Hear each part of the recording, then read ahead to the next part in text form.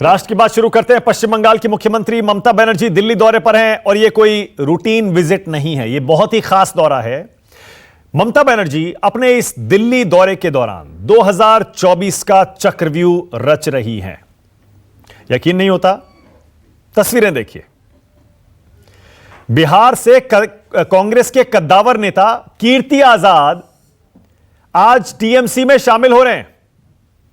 कीर्ति आजाद, ये देखिए, 3 बार के सांसद, पहले बीजेपी में थे, पूर्व क्रिकेटर, 1983 वर्ल्ड कप जितवाने वाली भारत की क्रिकेट टीम के सदस्य, और अब टीएमसी में शामिल होने जा रहे कीर्ति आजाद। ये पहली तस्वीरें अब से थोड़ी देर पहले हमें मिली हैं।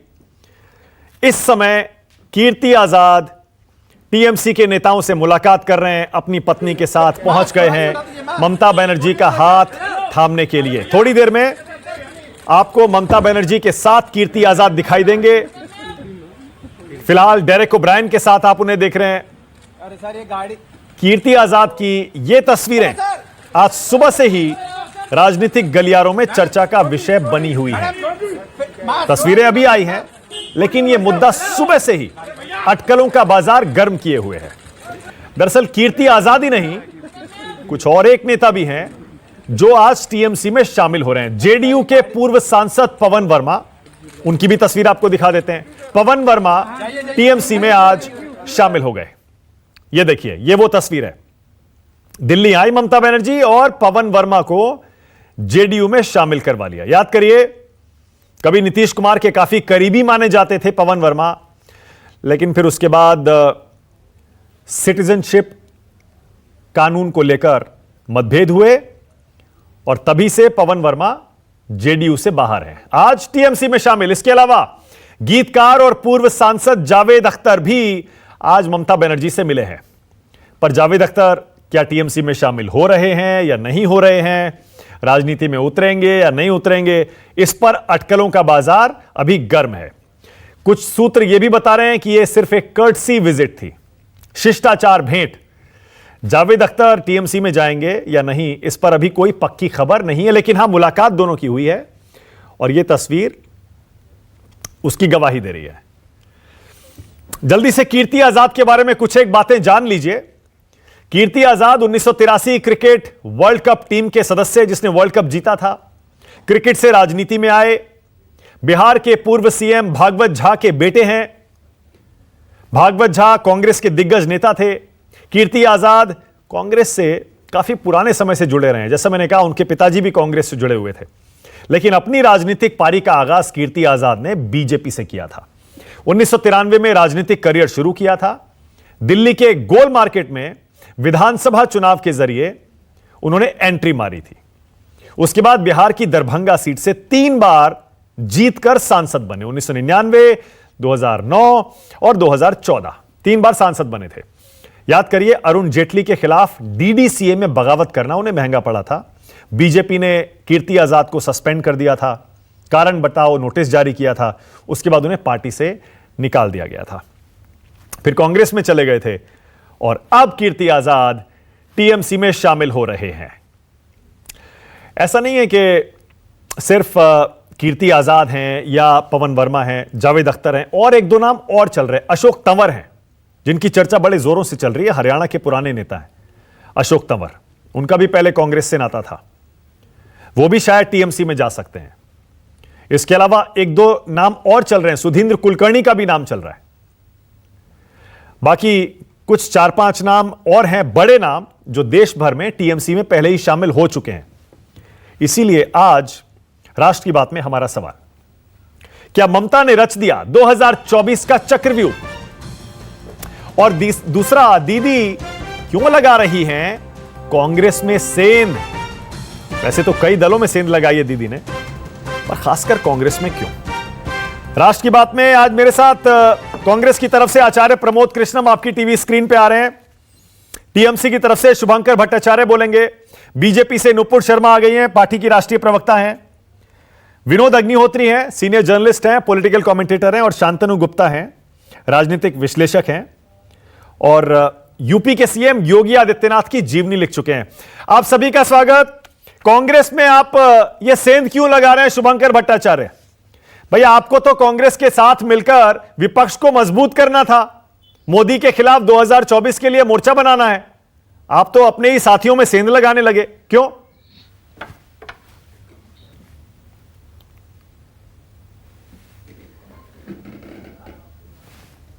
जो लोग आना चाहते हैं वो आते जा रहे हैं। मैंने पहले भी कहा था, अगर ये चीज बीजेपी में होता है तो आप लोग कहते हैं कि भाई वो तो कारमा है, लोग आते गए, कारमा चलता गया ये। लेकिन जब हम लोग की बात आती है तो प्रश्न उठने लग जाते हैं। कोई बात नहीं, बात एक ही है। ये तो समझ लीजिए कि आईपीएल के एक ही टीम में जो है कई अलग अलग टीमों से जो है प्लेयर्स खेलते हैं, किसी को कहीं से अच्छा लगा, किसी को कहीं अच्छा लगा। लेकिन मेनली बात यह है भाई, जैसे कोलकाता की टीम होती है, कई जगह के लोग हैं, तो आज है, सबका स्वागत है साहब। इस खेल को तो मतलब अच्छे तरीके से खेल के क्या सिर्फ खेला होवे, सिर्फ आपने सोचा था बंगाल में, मैं बार बार कहता आ रहा हूं कि खेला होवे जो है ये तो पूरे देश के लिए वो है कि खेल अगर होना है, अगर वी आर स्पोर्टिंग, सो जो स्पोर्टिंग लोग हैं they are coming up now, तो टीमिंग अप है, it's a part of teaming up, okay, should be taken sportingly. Okay, Congress की तरफ इशारा कर रहे हैं, आचार्य जी की तरफ। शुभंकर भट्टाचार्य कह रहे हैं नाराज मत होइए, ये तो खेल है, खेला होवे, स्पोर्टिंगली लीजिए उसको। आपकी पार्टी शुभंकर इससे पहले सुष्मिता देव को तोड़ चुकी है, कांग्रेस की नेता थी सुष्मिता देव। गोवा के पूर्व मुख्यमंत्री लुइजिनो फलेरो को तोड़ चुकी है गोवा में। पूर्व राष्ट्रपति प्रणब मुखर्जी के बेटे अभिजीत मुखर्जी, उनको आपने तोड़ लिया। और फिर उसके बाद ललितेश पति त्रिपाठी हैं, दो को तो आप राज्यसभा सांसद भी बना चुके हैं, जिनमें सुष्मिता है और फलेरियो हैं। नहीं, और उसके बाद कीर्ति आजाद है और तमाम नाम है। लेकिन ये आप चुन चुन के टारगेट कर रहे हैं क्या? चुन चुन के आप कांग्रेस के बड़े नामों को टीएमसी में ला रहे हैं क्योंकि आपको ऐसा लगता है कि कांग्रेस बीजेपी को टक्कर नहीं दे सकती। मानक जी एक बात बताइए मुझे, सबसे पहले तो एक बात का खेद है, ये जो बार बार हम लोग कहते हैं तोड़ के ला रहे हैं, तोड़ के ला रहे हैं, ये गलत है। ये तोड़ के ला रहे हैं ना, जो चीज है ये ना नेताओं को शोभा देता है, ना लोगों को, ना ये चीज जो तोड़ के नहीं ला रहे हैं साहब। बात इतनी सी है कि कौन आदमी आज विपक्ष का बड़ा आवाज कौन बनने को तैयार है, किसकी आवाज कहां पे बड़ी हो रही है।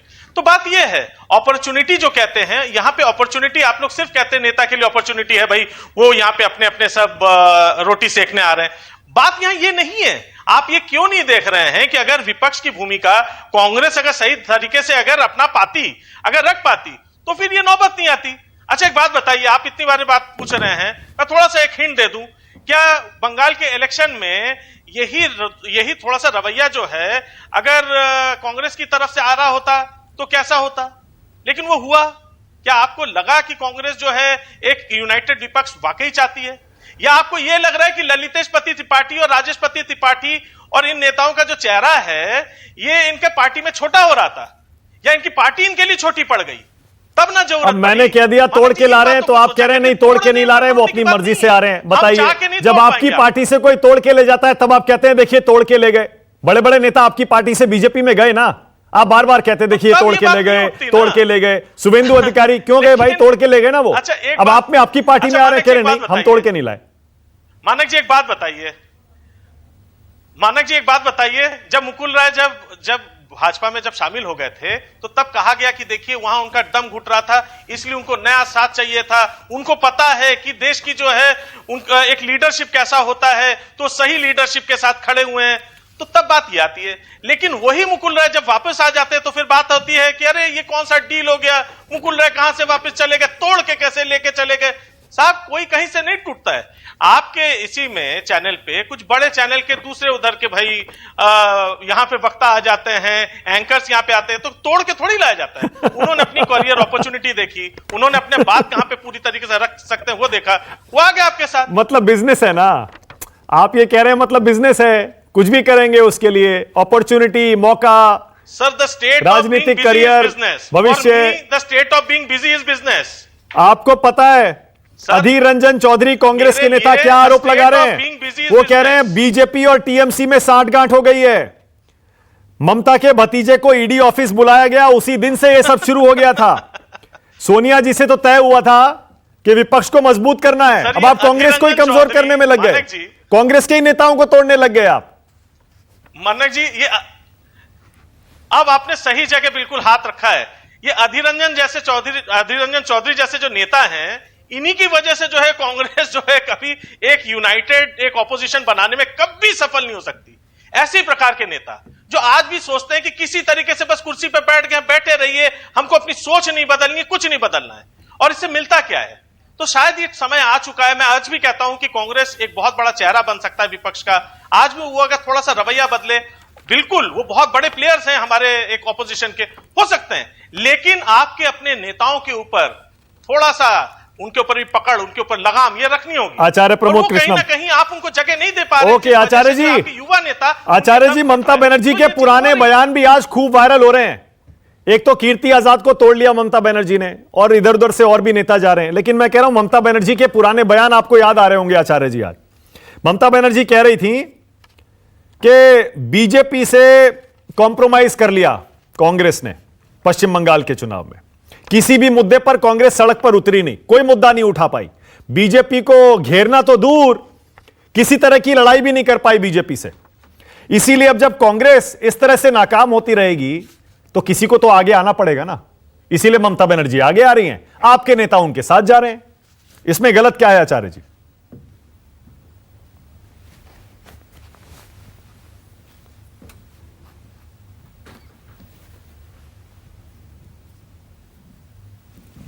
तो कोई तोड़ के ले जाता है ना कोई टूट के जाता है, सब अपने आप जा रहे हैं, अपने आप आ रहे हैं। भट्टाचार्य जी बहुत अच्छी बात कह रहे हैं। मैं भी कह रहा हूँ कि तोड़ के जाना हो या टूट के जाना हो, तोड़ के ले जाना हो या टूट के जाना हो, बात तो एक ही है।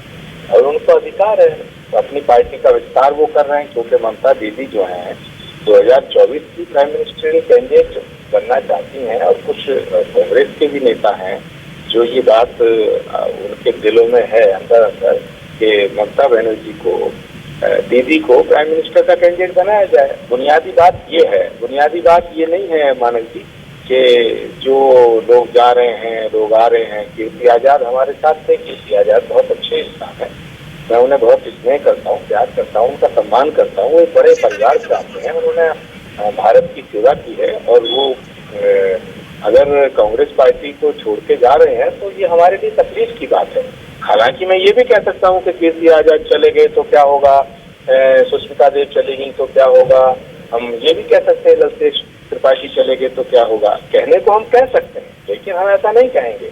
जब कोई परिवार से बाहर जाता है तो उसकी तकलीफ होती है, हर आदमी का अपना वजूद है राजनीति में, उसका नुकसान होता है। लेकिन मानव जी एक बात साफ जान दीजिएगा कि भारतीय जनता पार्टी की सरकार को अगर देश से हटाना है, 2024 में नरेंद्र मोदी जी, अमित शाह की सरकार को अगर हटाना है, देश को भाजपा से मुक्त कराना है, तो वो कांग्रेस के बिना संभव नहीं।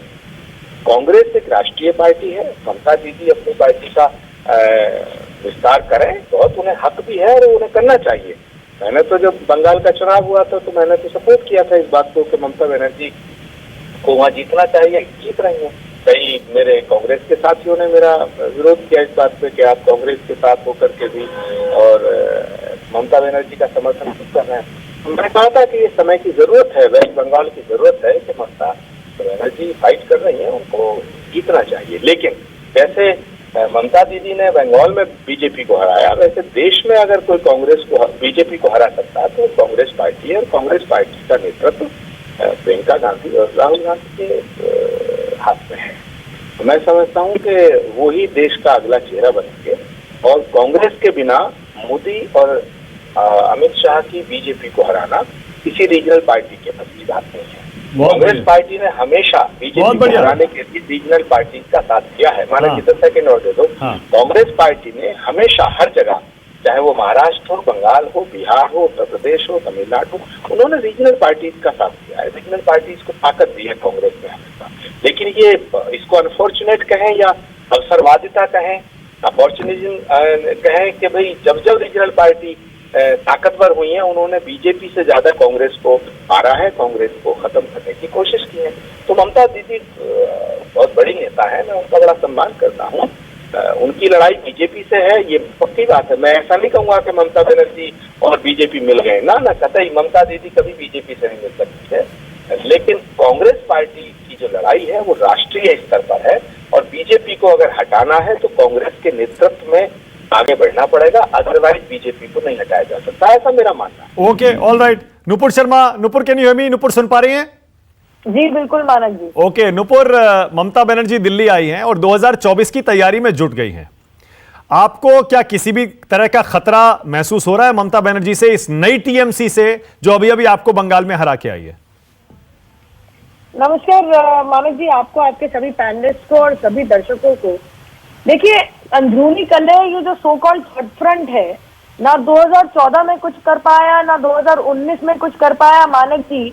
और अंदरूनी कलह किस हद तक है, ये तो आज आपके ही टीवी डिबेट के ऊपर साफ हो गया। यहाँ पे बैठ के टीएमसी के जो प्रवक्ता है वो कहते हैं कि सबसे बड़ी विपक्ष की आवाज तो ममता बनर्जी है, और वहां पे बैठ के कांग्रेस का जो पक्ष रख रहे हैं आचार्य जी, वो कहते हैं कि भैया विपक्ष का चेहरा तो केवल राहुल गांधी या प्रियंका वाड्रा ही है। तो पहले आपस में डिसाइड कर लें, क्योंकि सत्यता आज इस बात की है कि कांग्रेस पार्टी में कोई रहना क्यों नहीं चाह रहा, और अगर रह भी जाए, अब सिर्फ आपने उदाहरण दिया केवल अधीर रंजन चौधरी जी का, कृपया करके अगर कल का अगर आप अखबार उठा के पढ़ लेंगे तो गोवा के संदर्भ में दिनेश गुंडू राव जी ने बिल्कुल वही बयान दिया है टीएमसी को लेके जो अधीर रंजन चौधरी जी ने दिया है कि ममता बनर्जी जी तो वो कांग्रेस के खिलाफ, कांग्रेस को खंडित कर रही है और भाजपा की मदद कर रही है। महत्वाकांक्षाएं बहुत लोगों की है। 500 करोड़ का मेकओवर भी हुआ था जी पिछले चुनाव के अंदर, लेकिन 500 करोड़ के मेकओवर में कितनी सीटें आई? 44 रह गई थी। तो मैं इतना कहना चाहूंगी कि अपनी अपनी महत्वाकांक्षाएं आपकी अपनी जगह पे है, लेकिन जो दल आपको खंडित कर रहा है और जो दल खंडित हो रहा है उसकी they have no love lost for the TMC. और दूसरी बात सबसे ज्यादा मैं ये कहना चाहूंगी कि जो खंडित करने पे तुला हुआ है, उनकी जो महत्वाकांक्षी लीडर है वो अपनी सीट तो बचा नहीं पाई बंगाल के अंदर नंदीग्राम।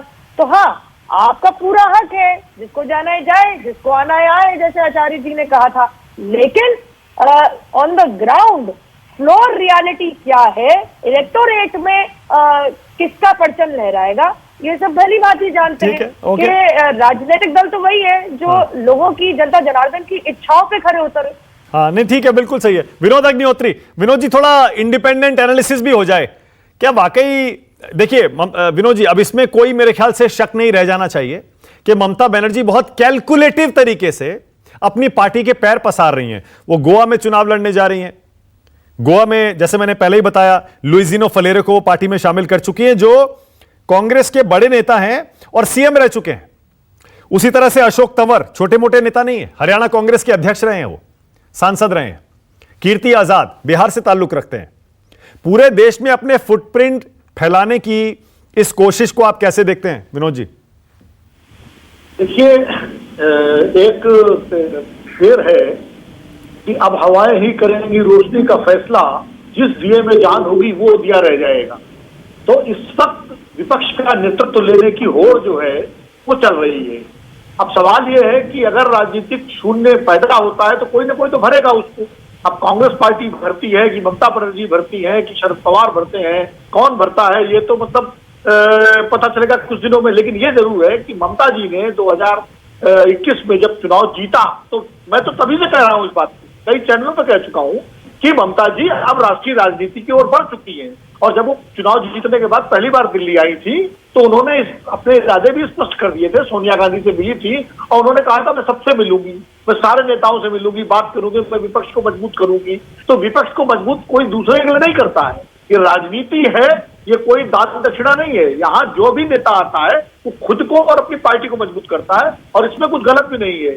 अब ये कांग्रेस अपने कैसे मजबूत करती है या ममता जी कैसे मजबूत करती है उनको देखना है। ममता बनर्जी जो है बहुत होशियारी के साथ, राजनीतिक चतुराई से वो अपनी पार्टी की उपस्थिति हर राज्य में दर्ज करा रही हैं। उन्होंने राजेशपति त्रिपाठी और ललितेश त्रिपाठी जो कमला त्रिपाठी जी के परिवार के हैं, जिनका पूर्वांचल में असर है, उनको लिया। पवन वर्मा एक इंटेलेक्चुअल हैं, फॉरेन सर्विस के, उनको लिया। अब कीर्ति आजाद, भगवत आजाद के बेटे हैं, पहले भाजपा में थे, कांग्रेस में थे, बिहार का एक नाम है, उनको लिया। अशोक तंवर हालांकि कांग्रेस में रह के कुछ नहीं कर पाए प्रदेश अध्यक्ष से, लेकिन अब उनको ले लिया। इस तरह हर राज्य में वो उन नेताओं को जिनको कांग्रेस पार्टी ने हाशिए पर डाल रखा है या जिनको कांग्रेस पार्टी में कोई महत्वपूर्ण भूमिका नहीं मिली हुई है, उनको धीरे धीरे लेकर के, हाँ सुष्मिता सेन एक अपवाद है, उनको कांग्रेस पार्टी में प्रमुखता थी लेकिन आसाम में उनको लिया उन्होंने।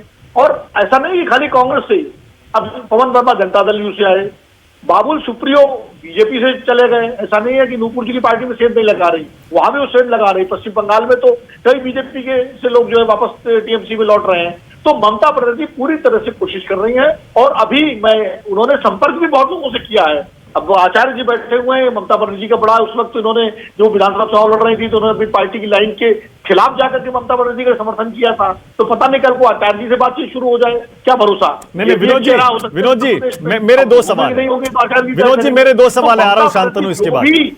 विनोद जी एक सेकंड, मेरे दो सवाल हैं, सुनिए ना। और 2023 देखिए बहुत कुछ मानक जी निर्भर करेगा 2022 के विधानसभा चुनाव के नतीजों पर। विधानसभा जो 5 राज्यों के चुनाव नतीजे हैं उनमें कांग्रेस का प्रदर्शन कैसा रहता है, उस पर बहुत सारी चीजें आगे की तय होगी और ममता जी उस हिसाब से अपने को मजबूत करेंगे। ठीक है, okay, with all due respect Vinod ji मेरे दो सवाल हैं। विद ऑल ड्यू रिस्पेक्ट, जिन जिन लोगों ने टीएमसी ज्वाइन किए, कहा जा रहा है सारे फूके हुए कारतूस हैं जो टीएमसी में जा रहे हैं, कोई भी मास बेस का लीडर नहीं है, सब साइडलाइन थे, सारे के सारे हाशिए पे थे, क्या कर पाएंगे।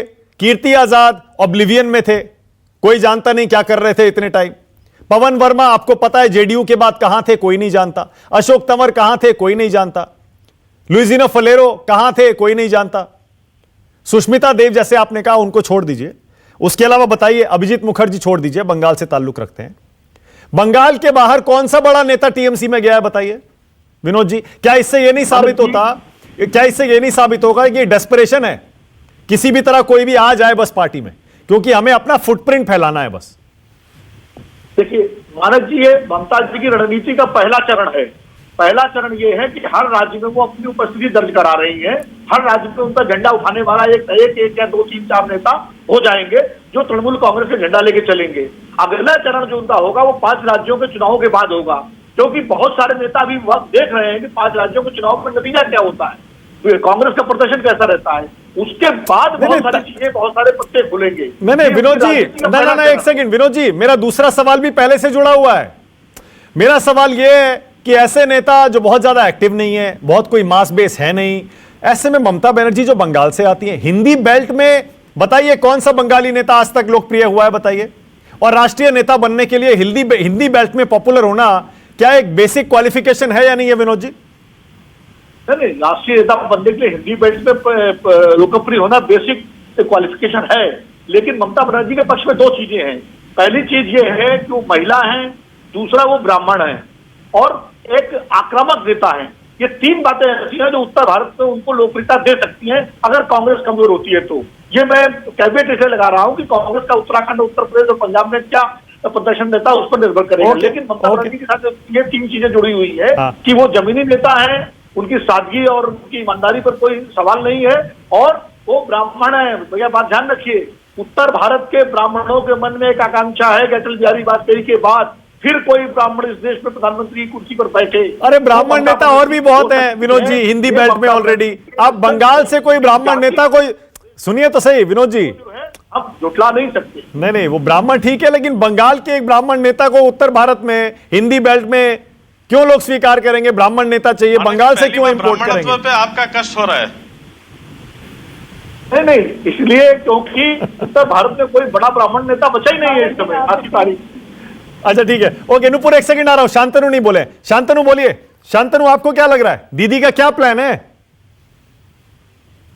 देखिए मानक, मैं विनोद जी की एक बात से एग्री करूंगा कि पॉलिटिक्स में वैक्यूम नहीं रहेगा। अगर कांग्रेस ने अपना स्पेस शेड कर दिया है, जब वो तेजी से शेड कर रही है, तो कोई ना कोई तो स्पेस को लेगा भी।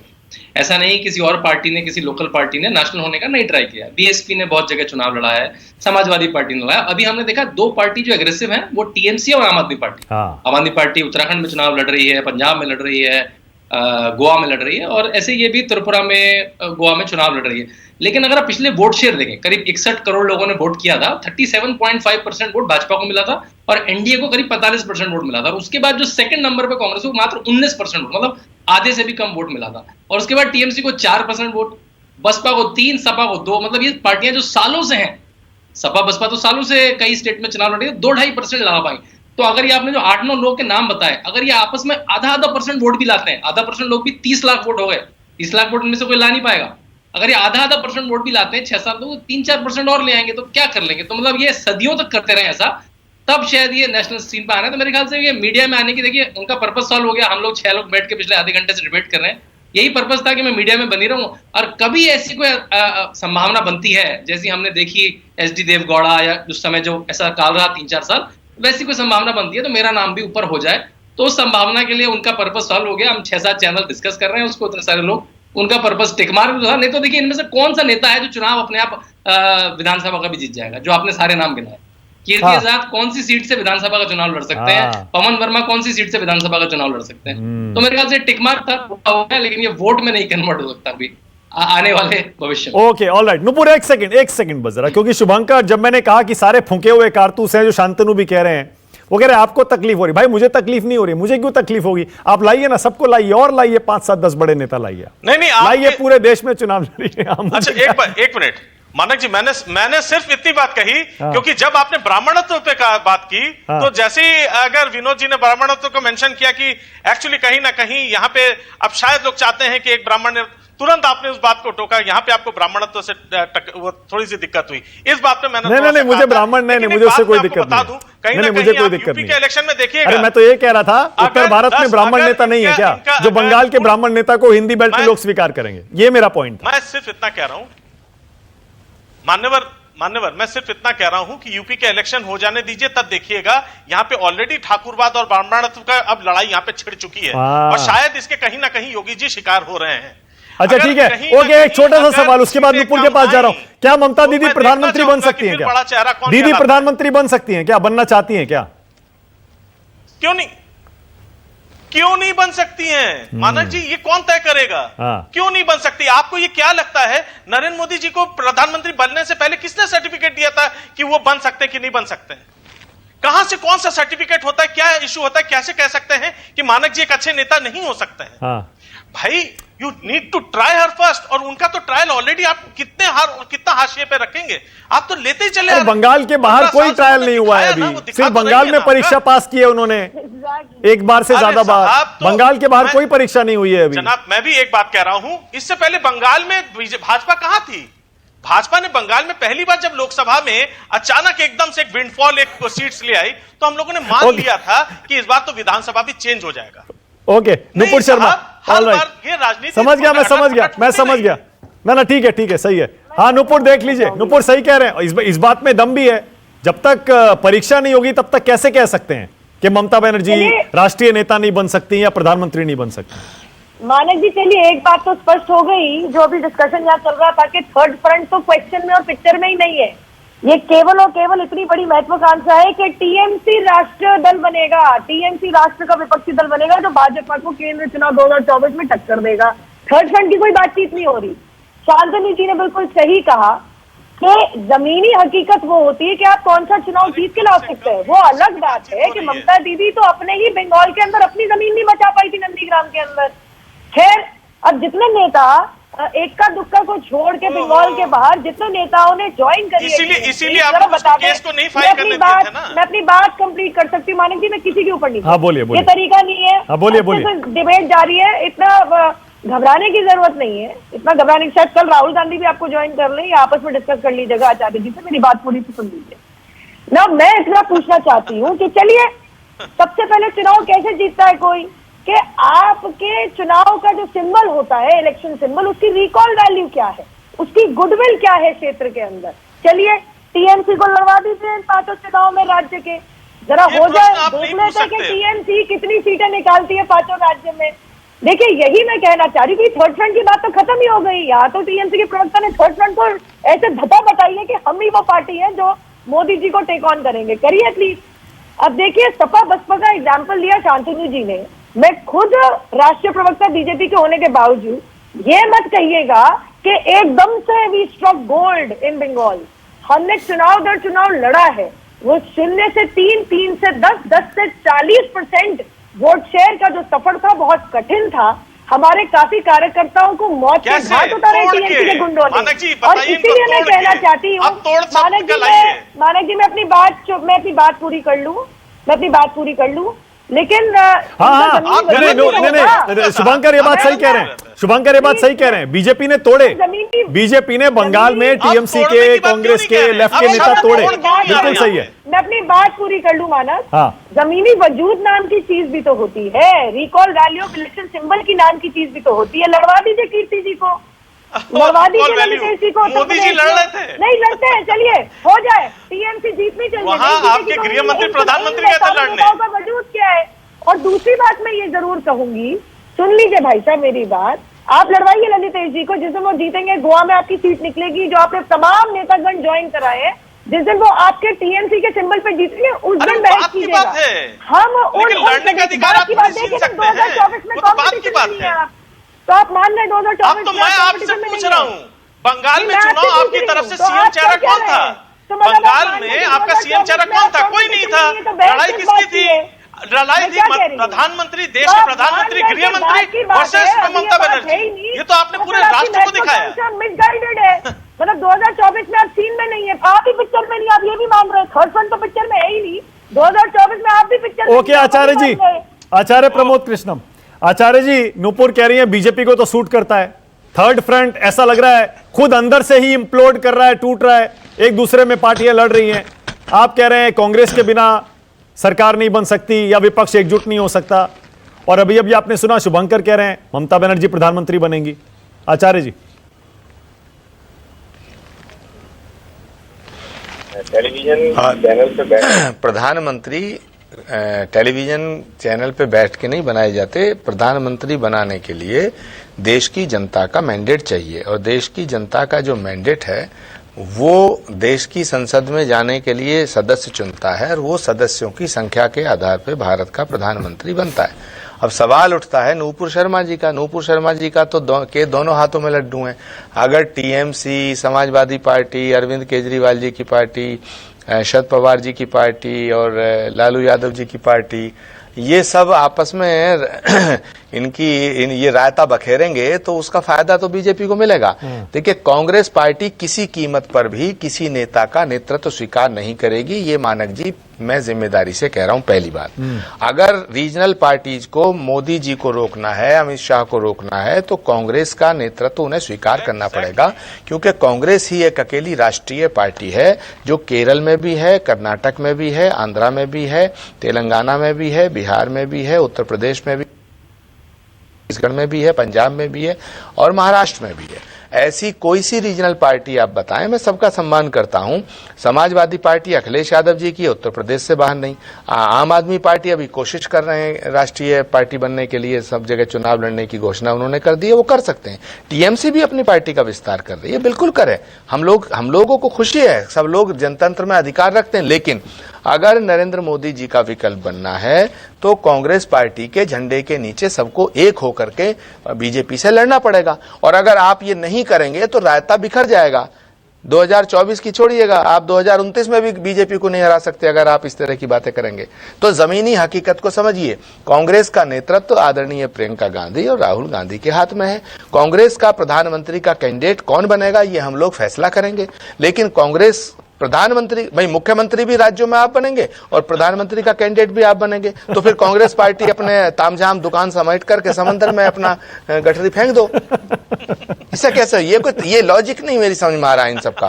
अरे आप मुख्यमंत्री बनते हैं तो कांग्रेस से कहते हैं हमारा समर्थन कर दो। किसको नहीं समर्थन दिया? अरविंद केजरीवाल जी को कांग्रेस ने समर्थन दिया, ममता जी के साथ कांग्रेस खड़ी रही है ना, लालू जी के साथ कांग्रेस खड़ी रही, अखिलेश यादव जी के पिताजी को भी कांग्रेस ने चीफ मिनिस्टर बनाया, एक बार नहीं बनाया, कई बार बनाया। तो सवाल इस बात का है, सवाल देखिए, अब त्रिपुरा में चुनाव लड़ना और गोवा में चुनाव लड़ना, उत्तराखंड में चुनाव लड़ना और बात है। जब देश का चुनाव होगा, शंखनाद होगा भारत के भविष्य का, तो भारत की जनता या तो मोदी को चुनेगी या कांग्रेस को चुनेगी। बीच में जो सपने देख रहे हैं, सपने देखें, लेकिन सपने देखने से वो साकार हो जाएंगे ये जरूरी नहीं है। ओके, शांतनु कुछ कहना चाह रहे थे, उसके बाद आ रहा हूं, उसके बाद शुभंकर आ रहा हूं, विनोद जी आ रहा हूं। शांतनु आप कुछ कहना चाह रहे थे, बोलिए। जी की बात, ये बात तो बिल्कुल सही है कि कांग्रेस हाल में जब उनका नेतृत्व पता भी नहीं कौन कर रहा है, तब भी उनके पास 19% वोट शेयर है, जो एक बड़ा वोट शेयर है पूरे देश में। अगर जो चुनाव लड़ते हैं, राज्यों की बात अलग होती है, लेकिन ये तो मानना पड़ेगा कि अगर कोई लामबंदी हो सकती है वो कांग्रेस के अराउंड ही हो सकती है। कांग्रेस की या तो पीछे से सपोर्ट करे या उनको लीड करे, और यहीं पे गाड़ी फेल हो जाएगी। कौन चाहेगा कि राहुल गांधी प्रधानमंत्री बने, ममता बने? कौन चाहेगा केसीआर ना बने और राहुल गांधी बने? यही महागठबंधन हमने देखा था। एचडी कुमारस्वामी के शपथ में सबने हाथ पकड़े थे और 6 महीने में सबने एक दूसरे को गाली गलौज करना शुरू कर दिया था। तो मेरे ख्याल से ये जो लड़ाई है ईगो की, कौन राजा बनेगा इस पूरे महागठबंधन का, ये इसको ले डूबेगा जब भी ये बनने की संभावना में आएगा। ओके, हाँ विनोद जी आप भी बोल दीजिए, उसके बाद जाऊंगा शांतनु के पास। मुझे 10 सेकंड जरूर देना, बहुत इंपॉर्टेंट। हाँ प्रमोद जी आ रहा हूँ आचार्य जी। पहले ऐसा होता है बहुत इंपॉर्टेंट बात करनी है। चुनावी राजनीति में उठती हुई लहर के साथ सब जाते हैं और गिरती हुई लहर के साथ कोई नहीं जाता। हाँ। जब कांग्रेस सत्ता में थी और भारतीय जनता पार्टी राष्ट्रीय पार्टी थी, लेकिन आप याद करिए 1984 से लेकर के 1990 तक और 96 तक भाजपा के साथ जो है कौन जाता था? कोई नहीं जाता था। और या तो थर्ड फ्रंट मजबूत था या कांग्रेस मजबूत थी। लेकिन अटल बिहारी वाजपेयी के लोकप्रियता बढ़ने के बाद और जैसे जैसे कांग्रेस का ग्राफ नीचे गिरा और भाजपा का ग्राफ राष्ट्रीय स्तर पर ऊपर उठने लगा, वो दल जो भाजपा को अछूत मानते थे, वो सोशलिस्ट समाजवादी दल, शरद यादव, रामविलास पासवान, जॉर्ज फर्नांडिस, नीतीश कुमार, वो सारे बीजेपी के साथ जाकर के उन्होंने अलायंस किया। उसके बाद 2004 के बाद फिर छिटक गए। 2014 में नरेंद्र मोदी जब चुनाव जिताते हुए लग रहे थे तो सब उनके साथ चले गए।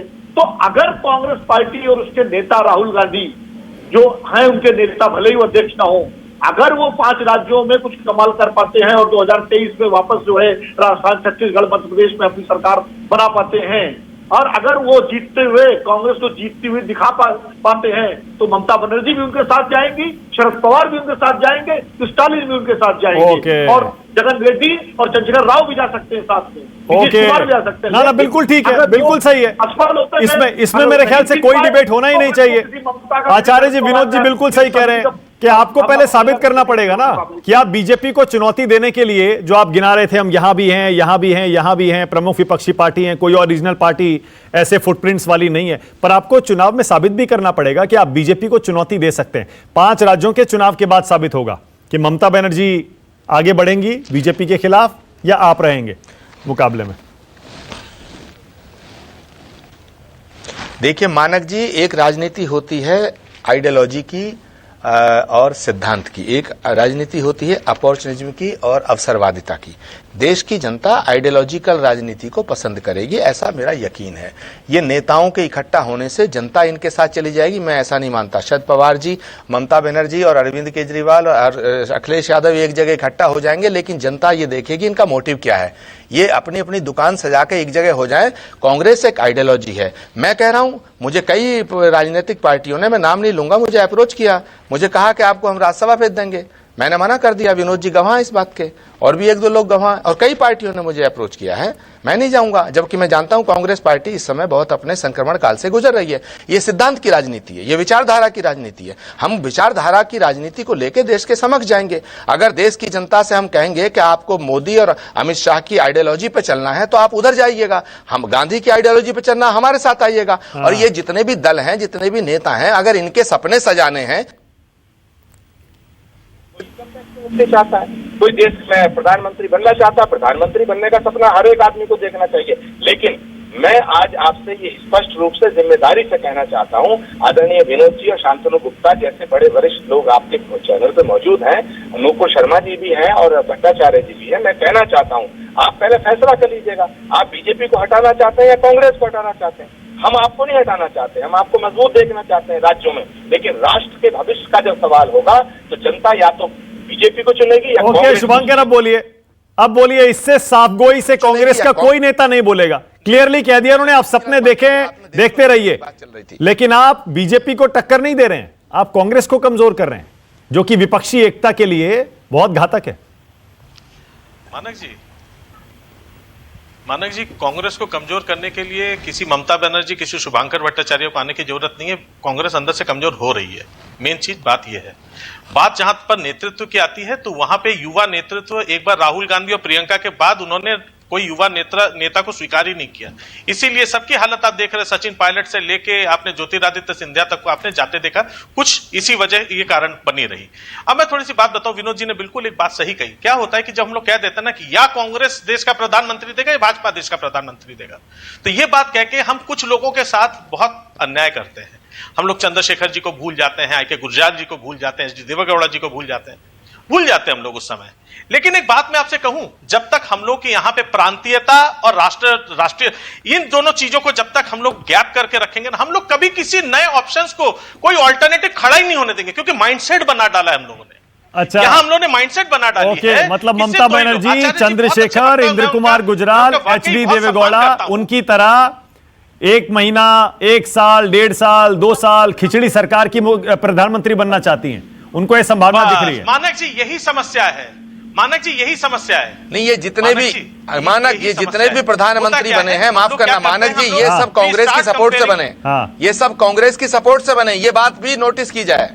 अरे तो इनको भी, ये बात मत हाँ तो ठीक है, उनको बनाया था तो इनको भी बना दीजिएगा, यही तो कह रहे हैं शुभंकर। कांग्रेस की सपोर्ट से बने। अरे तो आचार्य जी यही तो बात है, जब उनको बनाया था तो ममता बनर्जी को बनाने में क्या दिक्कत है, अगर वैसे हालात पैदा हुए तो? आचार्य जी, मानक जी एक मानक जी भाई वो बात अगर मुझे कर लेने दें, अरे उस नुकसान होगा ना, वक्त तो आने दो। अरे वक्त तो आने दो, वक्त आने। हम कब कह रहे हैं कि हम आपका समर्थन नहीं करते हैं, लेकिन आप थोड़ा ईमानदारी से तो बात करिएगा, संबंधों को ठीक रखिएगा। पता नहीं क्या किस करवट उठ बैठे। आप तो पहले ही कांग्रेस को खत्म करने के लिए जो ये युद्ध की शंखनाद बना, हमारे तमाम नेताओं को आप ले जा रहे हो, भाई ले जाओ, लेकिन आप अगर इन नेताओं को ले जाकर के आप ये मैसेज देना चाहते हो कि कांग्रेस पार्टी कमजोर हो रही है, सोनिया जी के पास भी गई थी, राहुल से भी मिलने गई, ये बात ठीक नहीं है। मानक जी मुझे थोड़ा सा आचार्य जी को जवाब देना है। शायद ये भूल रहे हैं, ममता दीदी ने सबसे पहले पहल की थी, जब हम लोगों ने एक बार पूरा मंच पूरा सजाया था, जिसपे सब तमस हम लोगों ने विपक्षी पार्टी को एक करने की कोशिश की। सबसे पहले हमने सोनिया जी के पास गए, राहुल जी से हम लोगों ने बातचीत की, लेकिन आप लोग आगे नहीं बढ़े। आप लोग आगे नहीं बढ़े। आप लोग हमेशा चाहते थे, वही मैंने बताया ना, ये वर्चस्व की राजनीति कब तक चलेगी, ये वाली बात है। और ये वर्चस्व की राजनीति से आपको अब निकलना पड़ेगा, समय बदल रहा है। ओके, ये बात को अब तो एक्सेप्ट करना पड़ेगा। आचार्य जी बहुत अच्छे वक्ता है, बहुत अच्छे नेता है, लेकिन अब एक्सेप्ट करिए। अच्छा शुभांकर जी, आप ना पहनिए आचार्य जी, आप शुभांकर, आप जानते हैं कि कहां ना कहां कमी है आपके पार्टी में, वो आप जानते हैं क्यों लोगों का दम घुट रहा है, इसी वजह से, क्योंकि हम एक्सेप्टेंस नहीं ला रहे हैं। हम युवा को एक्सेप्ट करने को तैयार ही नहीं है। राहुल और प्रियंका के बाद चुप हो जा रहे हैं। मानक जी बोलिए। शुभांकर जी, बीजेपी कांग्रेस को हटाना चाहती है शत्रुता के भाव से, और आप कांग्रेस को हटाना चाहते हैं मित्रता के भाव से, लेकिन दोनों ही हटाना चाहते हो ना। ओके, मेरे पास टाइम भी खत्म हो गया। Vinod ji 10 second, Vinod ji 10 second. देखिए, मेरा साफ पैरामीटर है, अगर कांग्रेस लोकसभा चुनाव में 150 से ज्यादा सीटें जीत पाएगी तब उसका प्रधानमंत्री बनेगा, अगर बीजेपी हारती है तो। और अगर कांग्रेस की सीटें 100-125 रह गई तो फिर ममता बनर्जी या कोई थर्ड फ्रंट का कोई गैर कांग्रेस का प्रधानमंत्री बनेगा। Okay, Nupur Sharma 20 second. नुपुर कुछ कह रही है, 20 सेकंड। मैं 5 सेकंड बोलूंगी, मुझे 20 सेकंड भी नहीं चाहिए।